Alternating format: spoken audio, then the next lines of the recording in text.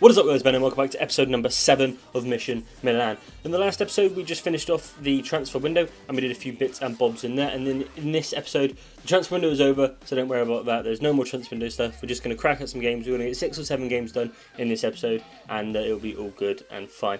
We're going to start things off with the game against Juventus. As you can see in the bottom right hand corner, we are into 3rd place right now. Juventus is going to be a tough game away. Probably going to be the toughest game of the season because they are obviously at the top of the league, and away obviously everything becomes a lot more difficult. Jesus, if I get my words out. So it's going to be a very tough game. Hopefully we can go and beat them. Just going to have a quick look at the squad, make sure it is the squad that I want to play. And it is Marshall and Torres up front, Honda in behind. Everything should be fine. Pretty sure it's the best team we have at the minute. El is injured. Pazzini's injured as well. So pretty much the best team we have at the minute. So I'm going to go straight into the game and hope for a win. A draw would be fine. I don't usually settle for draws. We get things started off very nicely with De Sciglio there, gets us a goal, but it's not long lived because there's one player that keeps on ruining my day every time I play Juventus, and that's Asamoah. Always scores against me. I'm not really quite sure how. He's not really the best of attacking players, but he still scores against me, and it was just gone downhill big time from there. Tevez scores and we end up losing 2-1. Not a fantastic result. And wasn't happy about that really. That we have still got games in hand, but if we win both our games in hand now, we won't go to the top of the league. So it's a bit of a pain, but it's only one loss in a long season. And like I said, at the end of the day, I only plan on getting into the Champions League this year, and then I'll plan on winning everything next year. Obviously, it would be very nice if I could win the Serie A this year, but I'm only planning on getting into the Champions League this year. Top 4 will be absolutely fine with indeed. We are going to make a few substitutions. We're going to bring in a few of the players that didn't play in the last couple of games. I was going to put in Mexes, but he had dropped quite significantly since he got banned. So no, it wasn't now. We're going to make some substitutions. We're going to go into the next game against Lazio, and then I'm going to make some substitutions after this, I think. But yeah, no, it's still good. I'm still going pretty well. Still looking for the top spot. Really, still fighting for the Juventus spot. So I'm going to go into this game, and yet again, it's going to be a tough game away. Simulating games away are going to be very hard. As you can see, De Vrij scores there. He seems to score against me quite a lot as well, which is a massive pain in the ass. But still put the pressure on, keeping the pressure on, and we're going to try and make sure we don't lose 2 in a row. And they go 2-0 up, and yeah, not looking good at all. Pretty bad start to this episode, losing 2-0, losing 2 games in a row. And we're going to have to look to bounce back pretty damn quickly after that. Do have a game 2 or 3 days later. We got offered the Greece managerial position, but we're not going to be having any of that. We're going to be going into this game against Empoli, I think it is, or something like that. And we do have an injured player, or was it a banned player? I think. Oh no, yeah, De Sciglio got banned. So we're going to bring off De Sciglio for Abate. Abate actually gone up 2 ratings, sitting on the bench, which is kind of strange. But it's still fine. Obviously, I'm not going to complain about our players going up in ratings. So we're going to go into the next game against Empoli. Well, I think it's Empoli anyway. We are definitely going to be looking for 3 points here. We're at home, yep, and it is against a far insignificant team. Well, they're not insignificant, but they are a lot worse than us. So we will definitely be looking for the 3 points here, and a convincing 3 points in that. So Armero starts things off for us, which is pretty good. Always nice to score the first goal. Torres follows suit, puts us 2-0 up, and then Torres scores again, puts us 3-0 up. And then I think Torres scores again to get his hat-trick and put us 4-0 up. Then they scored 4-1, and then Honda scores, I think it is, or is Marshall, sorry, to make it 5-1. So like I said, we were looking for a convincing win, and a convincing win is what we got. A 5-1 win, looking for a 5-0, but not really too bad that we conceded a goal.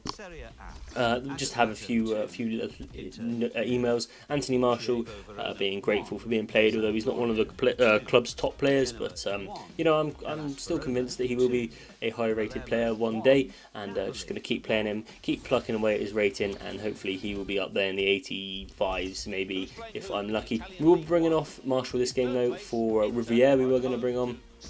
Well, we do bring him on, and then I think I decide to bring on, we bring De Sciglio back in, and I think I decide to bring it on Pazzini, because obviously Pazzini is the highest rated, and Pazzini is, is a solid player. I do think we play Riviere for this game though. Yeah, we play Riviere for this game, and then the next game we bring Pazzini in. This game is against, I think that's Parma again. I think we've recently played Parma, but it doesn't really matter. We're going to play Parma at home, so again, I'm going to be looking for all 3 points and hopefully a clean sheet. We haven't had a clean sheet in a long time, but you know, start things off by scoring. We do. I can't quite see who that is that scores. I think that's Honda that scored our goal. Honda's doing quite well, you know, not quite as good as El Shaarawy was, but still not bad at all. Then Alex scores, and then they score, so we concede. So we don't quite get that clean sheet that I obviously want. God, if I can speak.